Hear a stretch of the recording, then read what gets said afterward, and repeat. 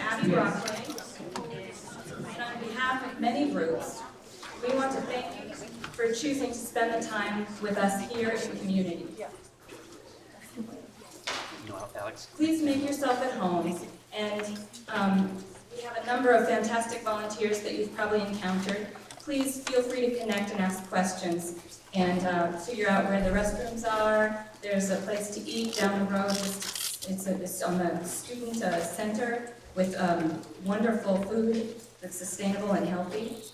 And I am proud to start this program with announcing our pianist, Brittany Davis.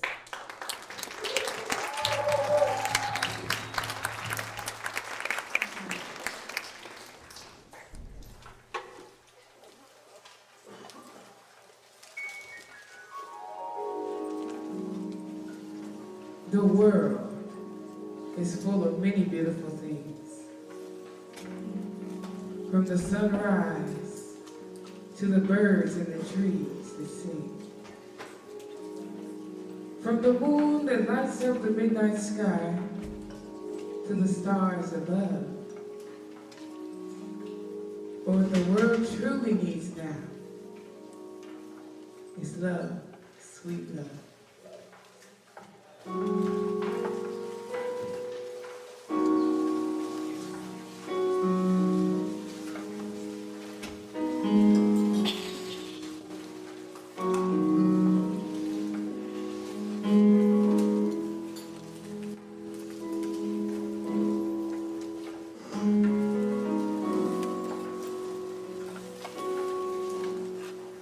What the world needs now is love, sweet love. It's the only thing that there's just too little of. What the world needs now is love, sweet, sweet love. No, not just for some, but for everyone.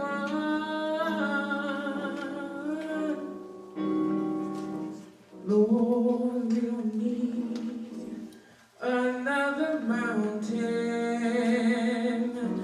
We've got mountains and hillsides enough to climb. We've got oceans and rivers enough to cross, enough to last till the end of time.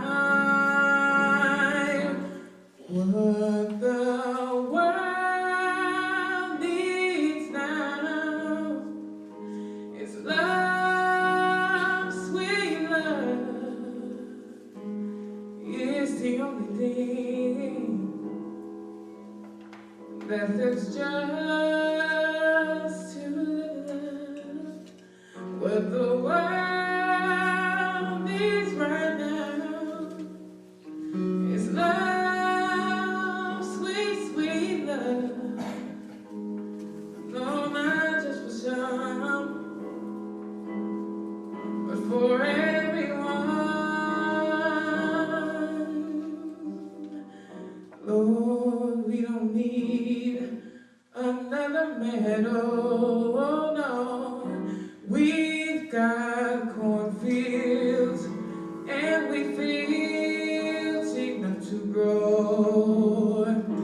We've got sunbeams and moonbeams enough to shine. Oh, listen, Lord, if you want to know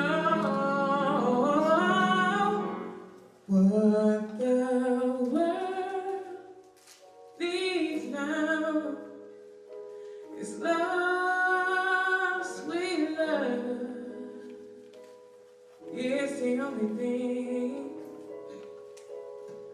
that there's just too little, but the world needs now is love, sweet love. No, not just for some, but for everyone. No, not just for some. Oh, but just for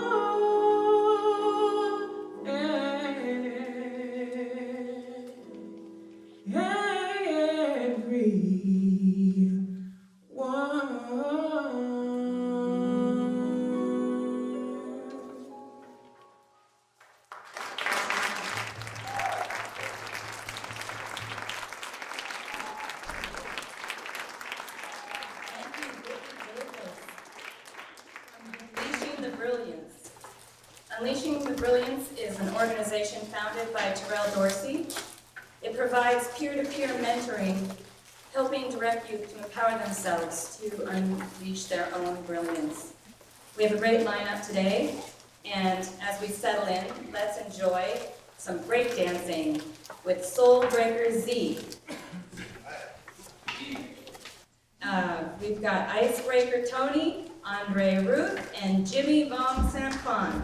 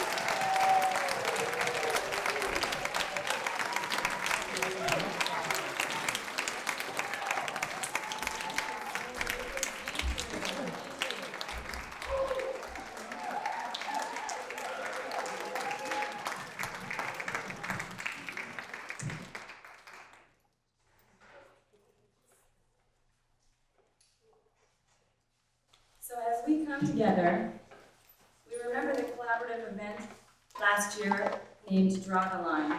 We were asked personally to draw the line and collectively to draw the line, and we accomplished a lot of tangible things this year.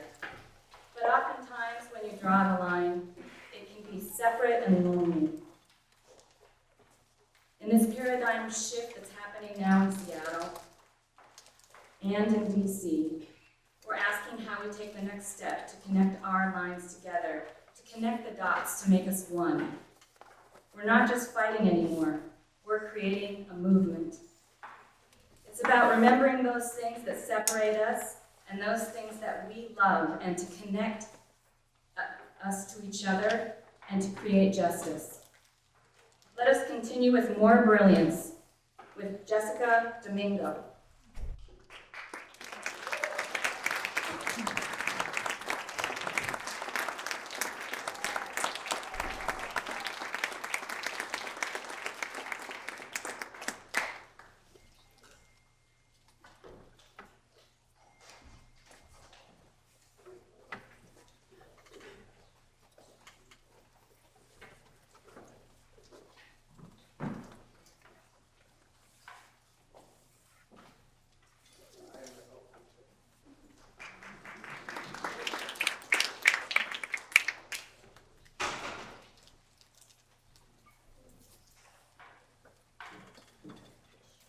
So this is going to be an original that I wrote. It is called We Could Be Anything.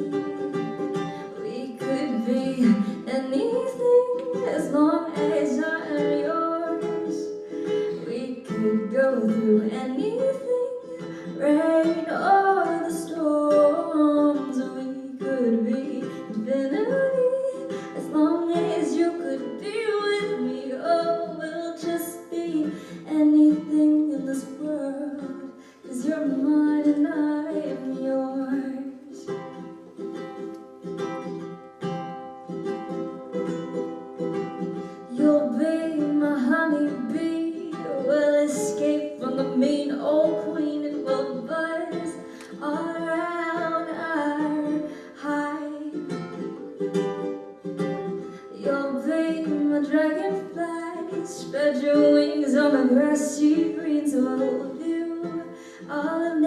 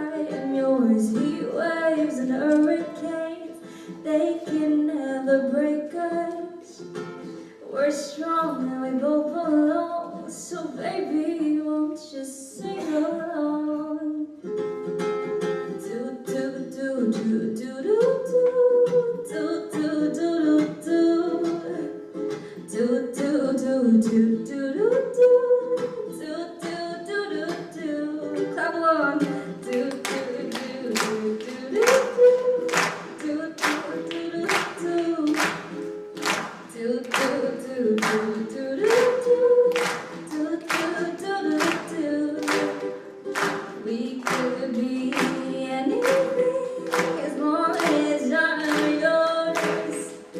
We could go through anything, right?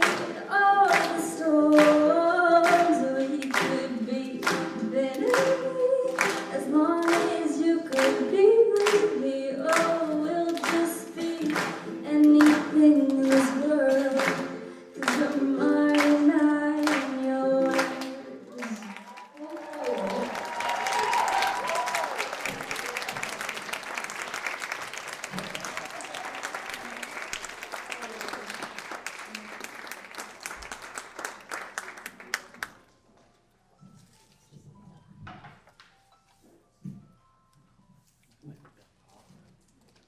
Thank you, Jessica Domingo.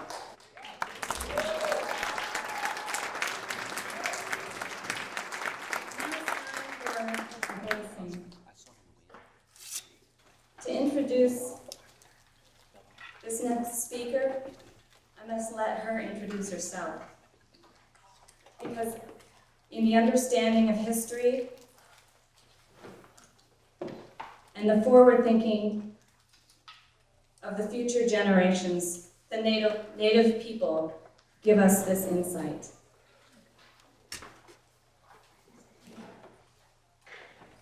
And we all must embrace that. It is with deep gratitude and respect that I introduce to you Sweetwater of Idle No More.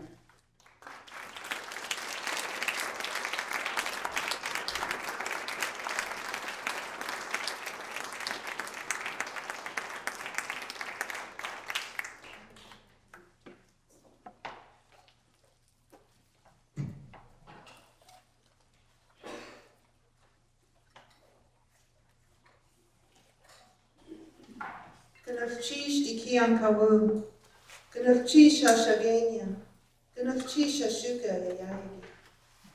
I thank the Creator, I thank the Great Spirit, I thank our ancestors for this day. I thank the Coast Salish people, the Duwamish, the Suquamish, the Muckleshoot, all the peoples who have traveled these lands before us. I'm thankful that we can gather here together in a good way in their sacred land. We share our stories, our songs, our teachings, lift each other up. And I'm thankful to see the youth here. And thankful for sharing your songs and your dance, bringing good energy here with us. So I appreciate that very much. So at this time, I'm going to say a prayer in my language. So my name is Sweetwater Nanak. And I'll introduce myself in my traditional way as I was taught by my ancestors. Chinuksi Nanak Duasak Ishbuwada Ayakat Kiksadi Yadi Khatsati Sit Kwedi Dach Yech Yadi Kla Nanyai Dachkam Shtakin Kwan Ayakat. My name is Sweetwater Nanak. I'm from the Kiliwale clan of the Tsimshian Nation. My father is from the Raven Frog clan of the Tlingit Nation, and I am the grandchild of the Glacier People clan. And my great-grandmother was a precious grandchild of the Upper Living People clan from the Stickeen River in Alaska. So I'm just going to ask a blessing here for all the work that we're doing and what we continue to do, and praying for the next 7 generations. For what we're doing here today is not for us, but for our children and our children's children. So, I thank you. Iki ang kawukhalachi, ha'ayi ha'ishadu sadakiyati, dagahlasayi i'ayi sayi, dahadka gud hatlatki kadei i'ayi, daklachkunachi ayi yachkagachtu sitir daich, cha'awi dikia huhun, Hajitia yaya di katlika, hacha ade na uhan, hash uske, lecha shigudi gohana katlin kai, hatsuha hasane gohan, di am kau jida, yaya satia klaki kade, ka ikatsini, katsui katsai, Dikiach cha'a shaku. Ganaf chish dikianka. Ganaf chish hashaki. Ganaf chish hashuka. Yeah. So yeah. At this time, I would like to remember and honor our brothers and sisters of the Cowboy and Indian Alliance.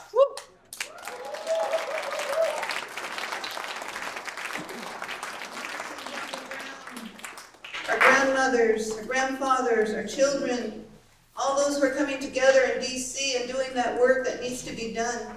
We're going to pray for them and lift each other up, hold them up in prayer. So I'm asking my sister here to join me, and each and every one of you too. I'm going to sing a song. It's from our people up in Alaska. The Copper River people gave our Tlingit people this song. It's a Copper River song.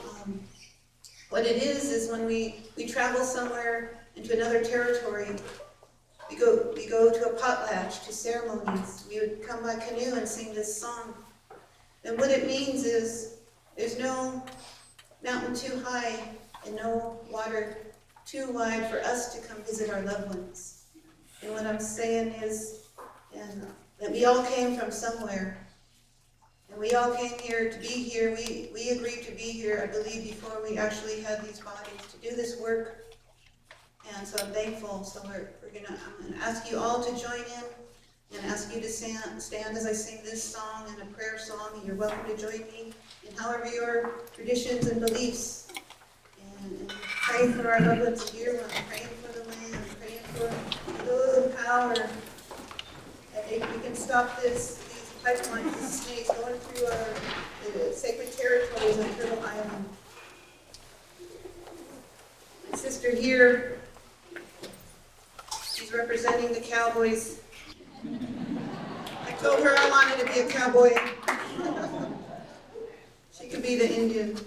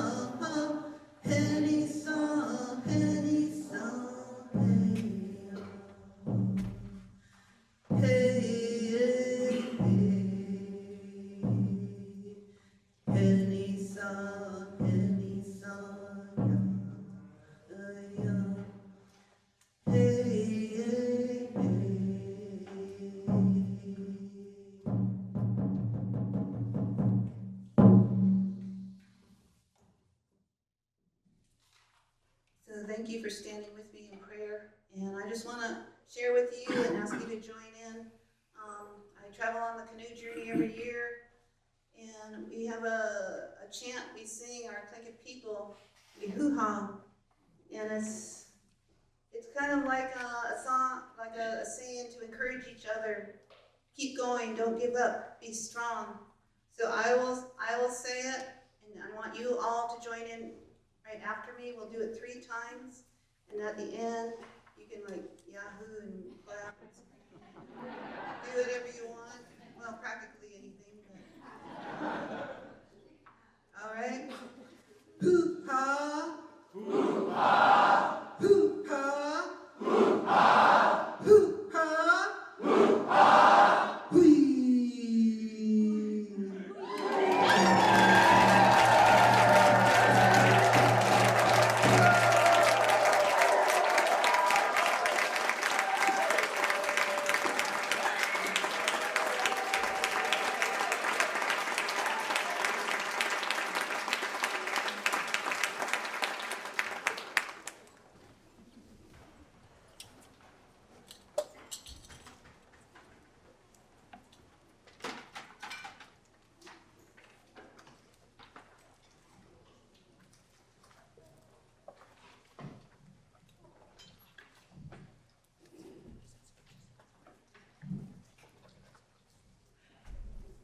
Okay, now for the overview of the day.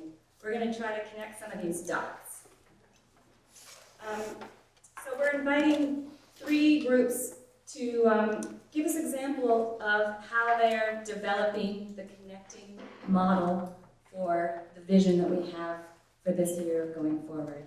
And so first up, I'd like to invite Susan Partnow and John Hale of Compassion Seattle to come and speak.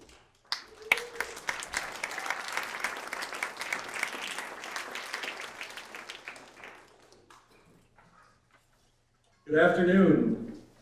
Representing Compassionate Seattle, I'm proud to be a co-sponsor today with our organization of this event and our shared vision of compassionate cities united in preserving the planet and healing the injustices existing within our communities. This vision is the core of our reason for being. It's rooted in the seeds of compassion that 6 years ago brought the Dalai Lama and a score of other global spiritual leaders to Seattle to explore the factors that nurture and empower compassion in everyday life. It is the inspiration for TED Prize winner Karen Armstrong's Charter for Compassion, reminding us to live by the golden rule in our actions, large and small, all day, every day. And it's the catalyst for our role as the steward of Seattle's Compassionate City Proclamation to connect the dots for people-powered compassion movement, supporting real, measurable change in Seattle and throughout the region. Seattle was the first city in the world to affirm the charter and commit itself to becoming a compassionate city, a daunting challenge. Karen Armstrong tells us that a compassionate city is an uncomfortable city. It's one where one does not rest if there is anyone among us without food, shelter, or clothing, where there is not quality education, affordable health care, protection from violence and racism, and the inability to earn a living wage. This is a very important insight for Compassionate City wannabe, and it's up to us to keep ourselves and our leaders uncomfortable and accountable to this commitment.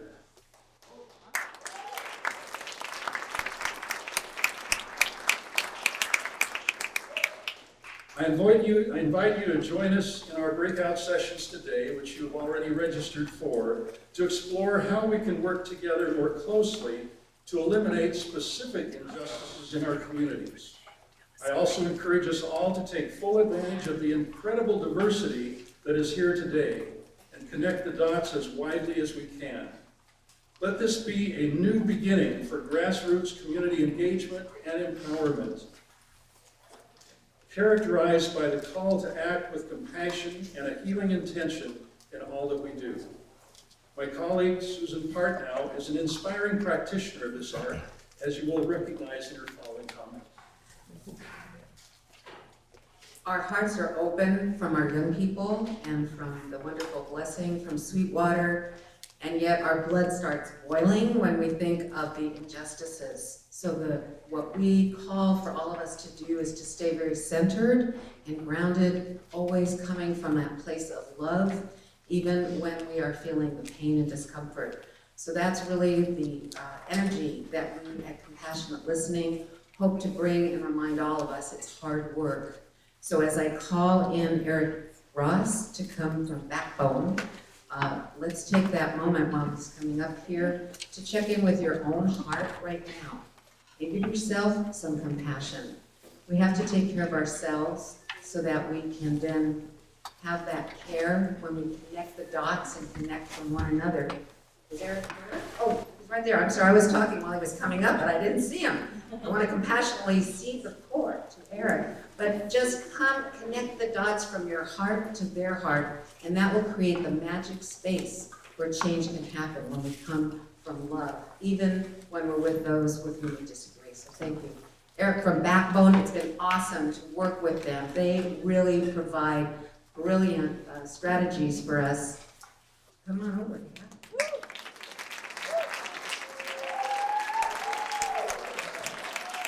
Thanks, Susan, John, and Catholic Seattle. It's been a privilege to be collaborating with them. So welcome, friends. Backbone Campaign is a movement-building organization that imbues creativity in activism. We aim to amplify and enliven engagement and in a way that pulls our society to greater harmony with our shared values and our deepest aspirations. We're thrilled to have you join us today and hope that you will continue to be a part of a growing network of change agents. At this time, we're being summoned, right, to become co-creators of the world that we long for. Right now, we're engaged in an epic battle, a battle of paradigms.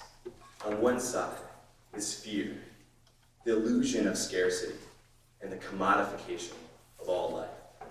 That paradigm is one we should leave behind. Yeah. The paradigm we need to embrace now is one of love, of gratitude, acknowledging that our well-being is intimately tied with the well-being of others. And together, we can heal our soul ache and build a revolution based on love and reverence for the sacred. Today's convergence is a beautiful example, an expression of the diverse engagement that we need. We have cultural workers supporting our need to grieve together, healing the trauma, and reweaving our fragmented community back together. We have artful activists challenging and lifting the injustices into light. We have community organizers building the power for the grassroots. Also, we have new society visionaries imagining and modeling the world that we want to birth into being. So today, we invited the Canopy Collective to help us build the foundation for our collective liberation. The number one principle that we've learned of strategic organizing is to expand alliances and build cohesion. We can only stand in solidarity with our brothers and sisters once we have the tools and the practices to challenge the dynamics of oppression and privilege within ourselves and structurally. Because of this, we strongly encourage you to lean into that discomfort and learn anti-oppression strategies for healing and for resistance. So after today, let's continue this work as warriors, protecting what we love and regard as sacred.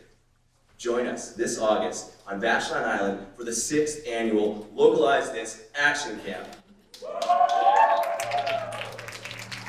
Everyone will come together with organizers and activists from across the country who share your vision and passion for social transformation. Registration is open. So with that, I'd like to introduce and welcome our ally coordinator with 350 Seattle, Lynn, it's you.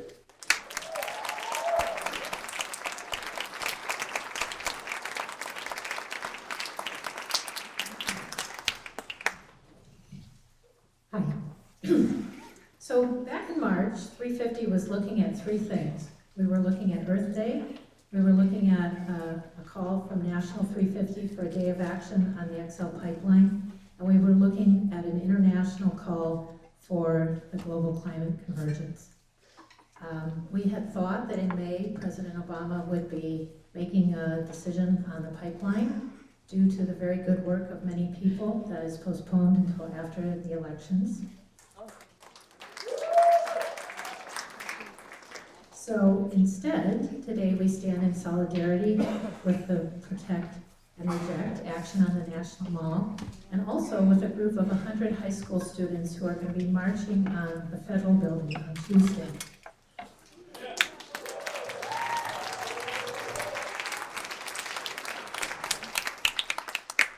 When we were looking at the global climate convergence, this was the idea that internationally we needed to connect the dots between how social justice issues affect climate change and how climate change affects social justice issues. So as we started to plan and discovered that a number of other groups were also planning an event, it made complete sense, and we came together with delight with Backbone and Compassionate Seattle to plan today's event. Because it's just this connecting of the issues and collaborating that is the only way we're going to get ourselves out of the mess we're in collectively.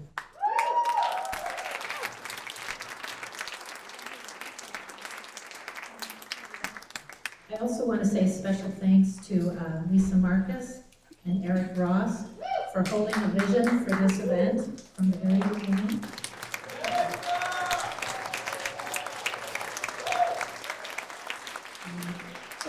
There are dozens of people who have worked to make this happen, but we don't get these things done without vision. So as we look at the climate emergency, it does not rain down equally upon all parties. It comes down the most on those who are the most disadvantaged among us. Hurricane Katrina showed us that the poor do not even have the resources to get out of a crisis and stand to lose everything. And this is not just in New Orleans, Haiti, or the Philippines. And many other places. Here in Seattle, the predictions are that in 2050, we will have flooding of Georgetown and South Park. So this requires of us to look with courage and compassion at the situation in front of us and to take action.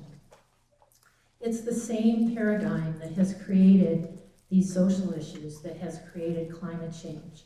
So we're in this together, and that's the only way we're going to get out of it. People tell me they don't know what to do about climate change. 350 is going to be celebrating its first birthday in 12 days, and we have done a tremendous amount of things in 1 year. I wish I had time to tell you all of them, but I don't. I invite you to look in the resource room at our board, which shows some of that, to come join us for meetings and to take action. As we face the reality of climate change, whether we have the worst case scenarios or whether we win the best case scenarios, the same thing is required of us, to act from love and to act for love. It is for this very reason that I am delighted to be able to introduce to you Kathleen Dean Moore, who is speaking to us on Ferocious Love. Kathleen has written many books: River Walking, Hold Fast, Wild Comfort, The Solace of Nature, Pine Island Paradox, Making Connections in a Disconnected World, and her most recently edited and released book, Moral Ground, Ethical Actions for a Planet in Peril. She has taught philosophy and ethics at Oregon State University for many years and has just retired to work on climate change issues.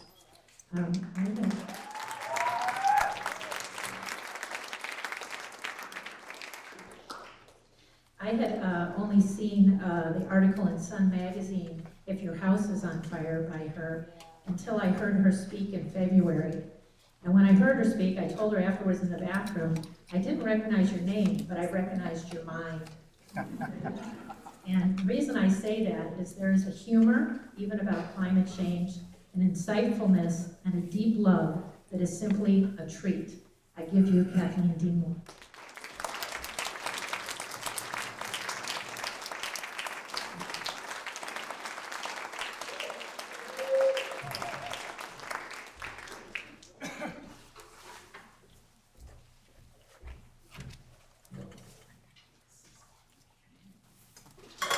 Gosh, it's great to be here. You know, Paul Hawken said, if you meet the people who are working to restore the earth and to reclaim justice, and you aren't optimistic, you don't have a pulse. Hey people, my pulse is racing. This is just fantastic.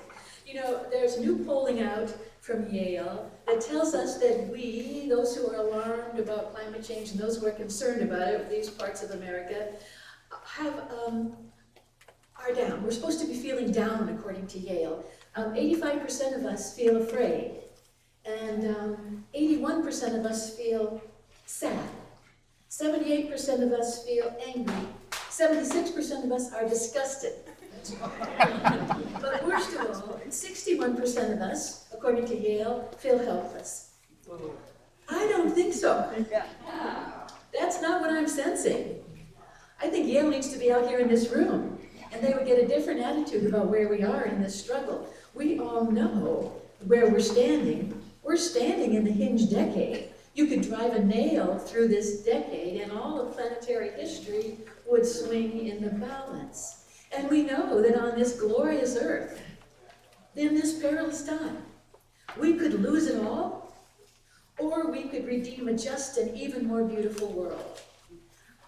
And the astonishing thing is that I don't think I'm overstating the case. In this perilous time, on this beautiful earth, we could lose it all, or we could redeem a just and even more beautiful earth. And here's the thing that is so crazy. It's us. We're the ones who are going to have to make the great turning. We're the ones who are going to have to repudiate a self-destructive society built on excess and extraction and find a way to reimagine a life-sustaining civilization. That's our calling. That's the challenge that we're born to. We have a chance to reset the world, to start all over again and get it right this time.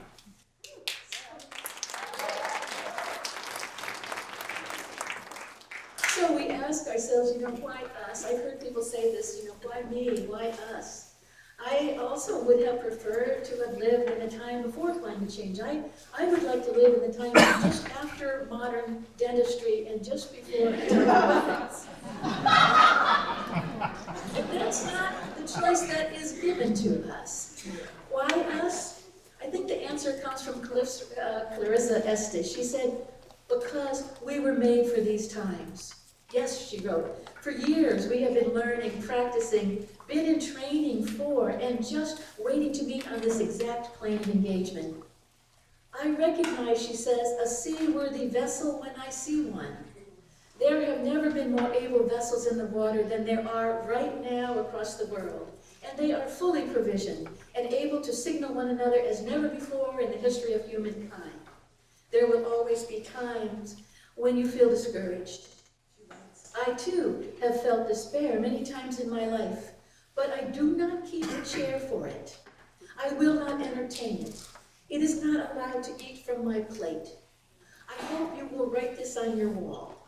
When a great ship is in harbor and moored, it is safe, there can be no doubt. But that is not what great ships are built for. You people are a great ship, and we are under sail.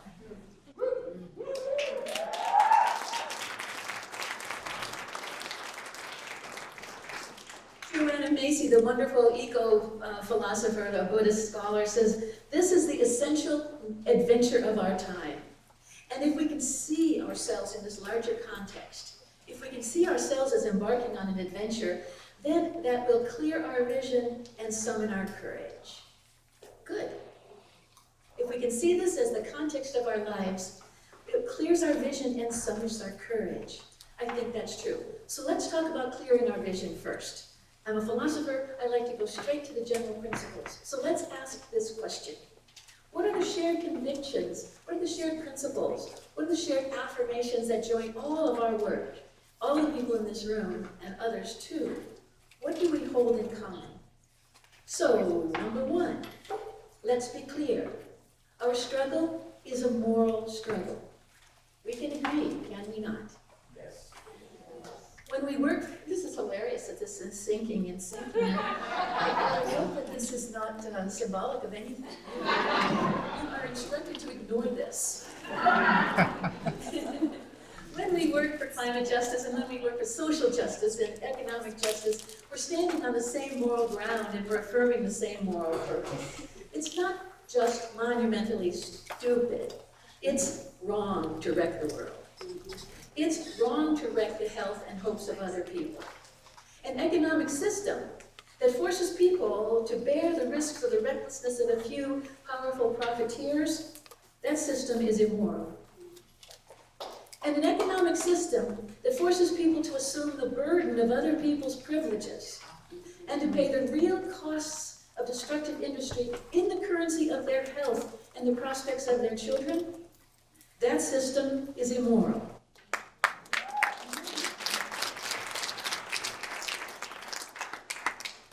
And when to enrich a powerful few, that system threatens to disrupt the very systems that support life on Earth, that's moral monstrosity on a cosmic scale.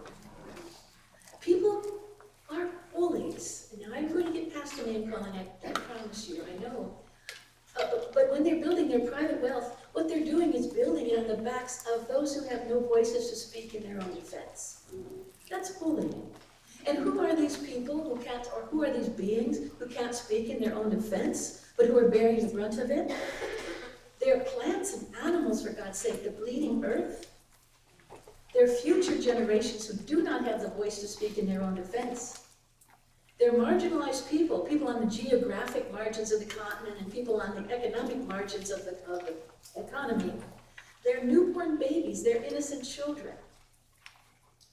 You know, I was at a meeting of the the Environmental Journalists, Society of Environmental Journalists, and I happened to walk out just at the same time as the gentleman walked out who was there representing the American Petroleum Institute. And I thought, oh good, this is my chance. Just the two of us. He's a huge man, shaved head, big overcoat, all the way to the ground. And I said to him, so, do you have children? He knew exactly where I was going with that. And he loomed over me with his finger in the air and he said, don't you ever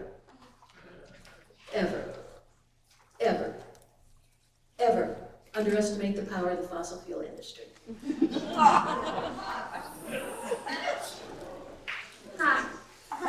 You know, injustice is so fragile, isn't it?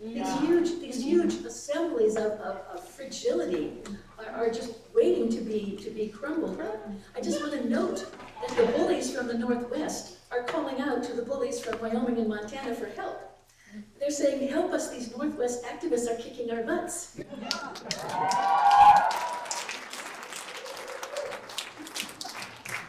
And if you want your coal and your oil to go through the Northwest, you better get out there and help us. Number two, let's be clear, we can agree, can we not, that all injustices are connected.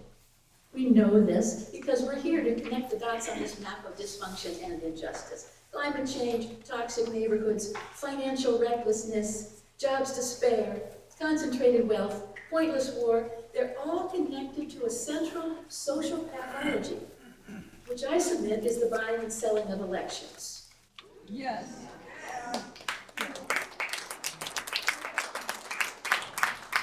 We've got a futures market in politicians, just as robust as the futures market in pork bellies. And you know, Plato predicted this. He didn't like democracies. He said that the problem with democracies is that you can always buy votes, and so democracies always devolve into plutocracies, the rule of the rich. And plutocracies always devolve into kleptocracies, the rule of the thieves. And kleptocracies always devolve into anarchies because the people will not put up with them. So where are we, people? Where are we in this? And how are we gonna do it? I would submit that we can draw down the atmospheric carbon levels to livable levels, when we can reduce the disparity between rich and poor, but we won't be able to do that until we can draw down the power of those people who are enriched by destroying the conditions of human thriving. lines that connect climate change and jobs and environment and food insecurity and education and health and justice are strong. You know this. And so let me suggest that the time has passed for an environmental movement. And the time has passed for a climate change movement. And the time has passed for a social justice movement. And the time has passed for an isolated grassroots movement. We stand on ground that trembles with tectonic movement. And that tectonic movement is what we need. And that's what you're creating here. Because along all the fault lines, the stringing fault lines of our civilization, we can feel the forces of justice and sanity and cultural thriving coming together into the big one. The coming together of all of us who care about the future and don't want to gamble it away. And it's the big one that's going to shape the world. Number 3.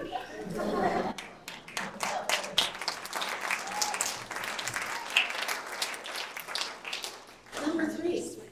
We can agree, can we not, that we are not alone.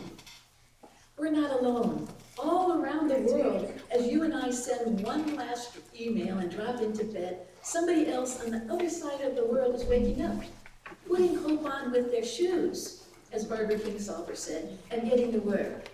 And then if you think about the sun and the earth, the sun wakes the work slowly, like the dawn chorus of the birds. The work wakes up around the world and continues as the earth turns. The image comes from Libby Roderick, who's a singer-songwriter. She says, she wrote this song about this. She couldn't sleep. She was an activist who could never sleep. And so, of course, she was a half-dead activist. The reason she couldn't sleep was because the work was not done. But then when she was just about beside herself, she realized that as she went to bed, someone else on the other side of the world was waking up and continuing to work. So here's some of the words of her song. I offer it to you as her gift. Go to sleep. Welcome the night.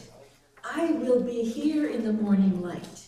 Slip into dreams. You've done what you can. I'll hold you here in the dawn. The forces facing us are terrible indeed. My hope may flicker in the night. But in the morning I will plant another seed, and while you sleep, it seeks the light. And in the morning I will plant another seed, and while you sleep, it seeks the light. We are all in this together. And as the light moves around the world, it is raising the fruits of these seeds. Number 4, let us be clear. We can agree, can we not, that this work... You see how we just have to keep lifting ourselves?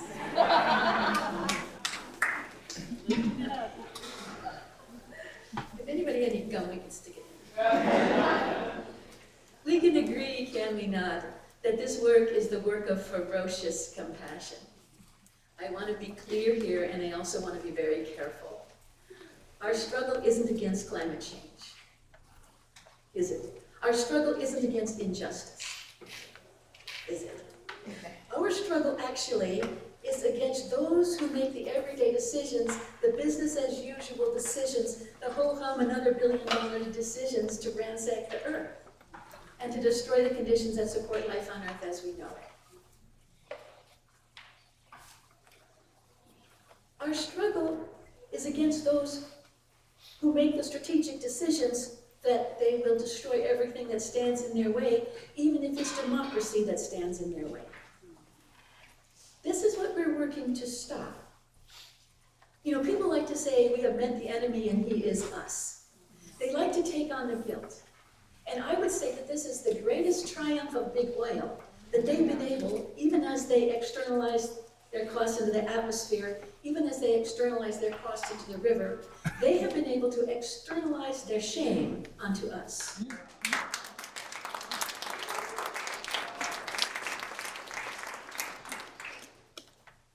I don't buy that. I don't believe that they are simply responding to public demand. I believe that they are doing everything they can to create public demand for fossil fuels, even as they work so hard. A new announcement came out in the New York Times today. Even as they work so hard to stop us from having any alternatives. And if you're looking for evidence, look in the New York Times story about the Koch brothers' new campaign to stop solar power at the local level. The big struggle then, even as we identify whom the struggle is against, the big struggle is to retain our humanity. And this, I think, is what you people are telling us, is that this work has to be done with love. But once again, let's be clear, this isn't kind of Hallmark love. This isn't some kind of love. This love is what the Buddhists call fierce compassion. And I think we need to learn more about that.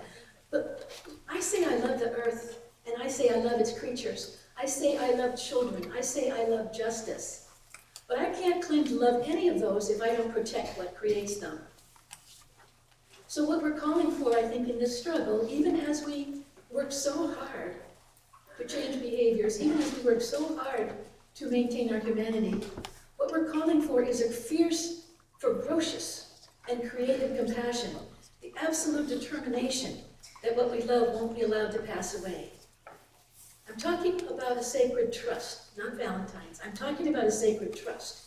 To love a person, to love a place, to love justice, is to affirm the absolute worth of what you love and to pledge your life to its thriving, fiercely, faithfully, for all time.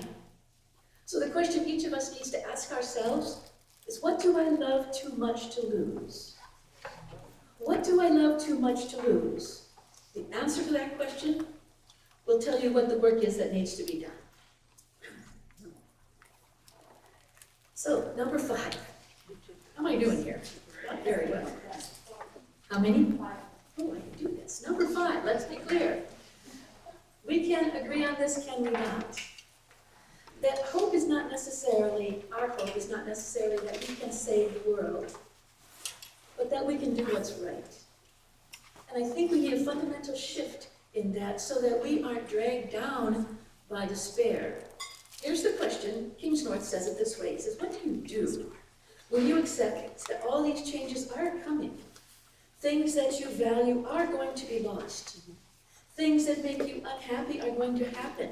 Things that you wanted to achieve, maybe you can't achieve. One possible answer is his. He says, but there is still beauty, and there is still meaning, and there are still things you can do to make the world less bad. Okay, that's a little bit dangerous. You know, my student, Mary DeMocker, down in Eugene, Oregon, has written an Oregonian article where she says our real danger is not the old deniers. The old deniers are the ones who don't acknowledge the reality, the danger of climate disruption. The really dangerous deniers are those who do acknowledge the danger, but deny the possibility of doing anything about it.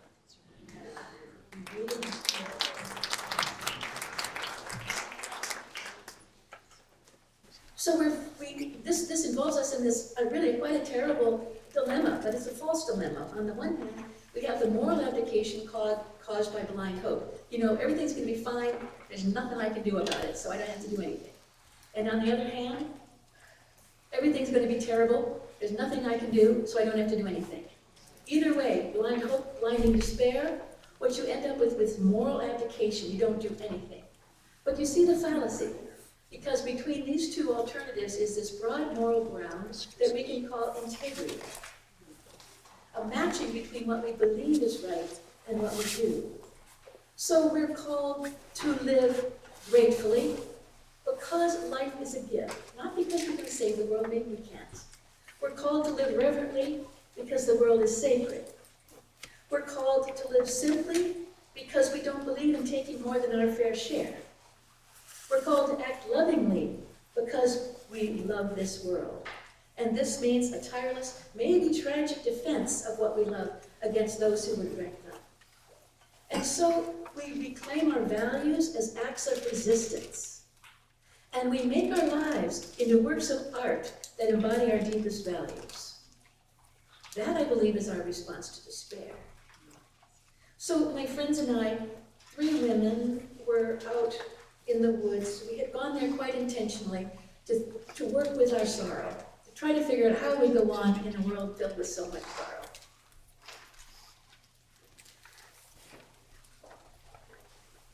You remember I already said that Joanna Macy says that if we see ourselves in the context of this great adventure, it will clear our vision and it will summon our courage. And the poet, Richard Wilbur, says we need to call up the clean horse of our courage. I don't have a clean horse. My horse is probably a donkey.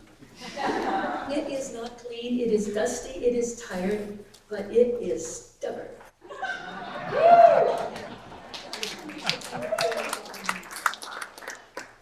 So here we are in the woods saying, how are we going to keep up the courage to do this work?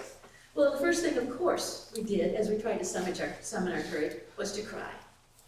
The next thing we did was to make a list. So I want to close today by offering you my list.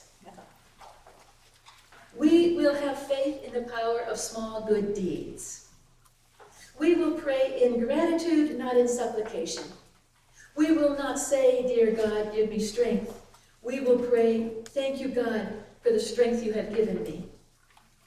We will not enlist in any war against the earth, not in our work, not in our investments, not in our groceries, not in our homes, not in our play. We will claim our values as an act of resistance.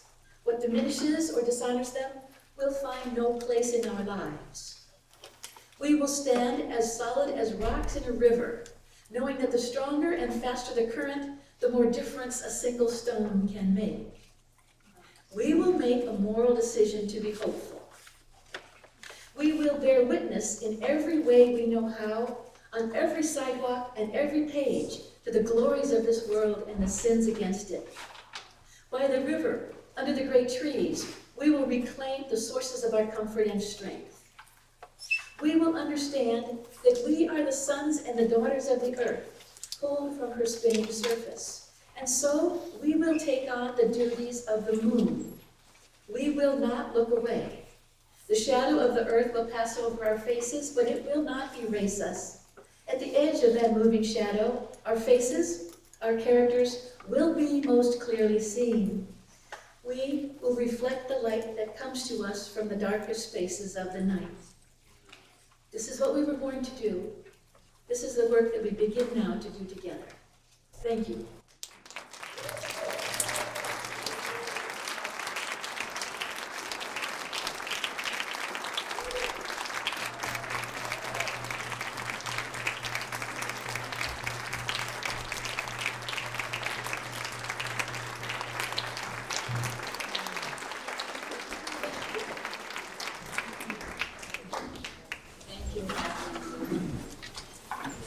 So our final performance today is by two brothers that really kicked it at the oil train rally. It is my pleasure to present to you Audrey and Adonis Piper.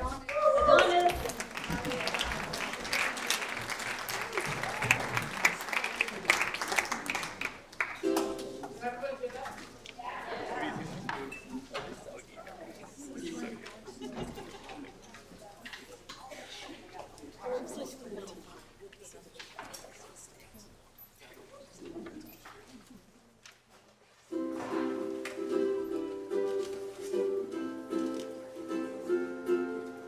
Please don't send exploding trains through our cities. We don't think that people dying is pretty. So let us be not the first but the many to tell you how we feel. I'm sick of you right now, I'm sick of you game. You put lots and lots of people, lots and lots of pain. You put the lies on the line for your profit, that's your ground. And we don't think that that's fair. Please don't send exploding trains through our city. We don't think that people dying is pretty. Think about the future generations. Think about the lives they'll live. Think about our children's children's children's children's children's children. Think about the future generations. Think about the lives they'll live. Think about our children's children, children. What to them do you give?